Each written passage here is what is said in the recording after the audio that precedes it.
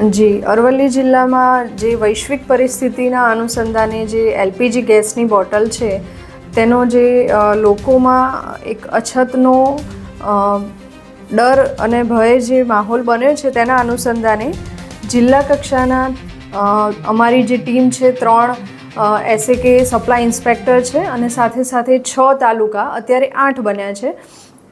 એટલે 8 તાલુકાના 8 મામલતદાર સાથેના તેમની ટીમ દરેક એજન્સી તાલુકામાં આપણા જિલ્લામાં 18 એજન્સી ડિસ્ટ્રીબ્યુટર છે, 3 એજન્સી HPCL, BPCL અને IOCL ત્રણેયના થઈને 18 ડિસ્ટ્રીબ્યુટર છે. તે 18 જગ્યાએ ઇન્સ્પેક્શન ચાલી રહ્યું છે અને 2 દિવસની અંદર સંપૂર્ણ તપાસ થઈ જશે. સાથે સાથે અમે છેલ્લા 3 દિવસથી રોજ તેમની કેટલી આવક છે, કેટલો સ્ટોક છે અને કેટલું લોકોનું વેઇટિંગ છે તેની પણ માહિતી લીધી છે.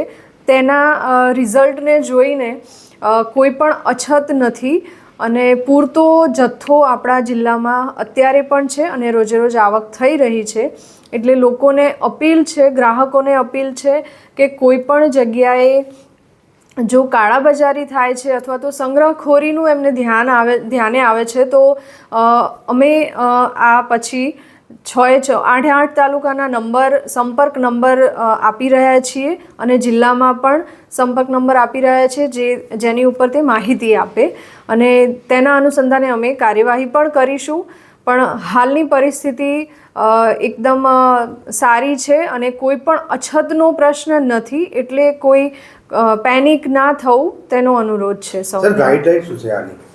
ગાઈડલાઇનમાં એવું છે કે ગ્રામ્ય લેવલે અને અર્બનમાં બંનેમાં જો કોઈ પાસે ડબલ કનેક્શન છે તો 30 દિવસે બીજું કનેક્શન નોંધાવી શકે છે અને એક જ કનેક્શન છે તો 25 દિવસે.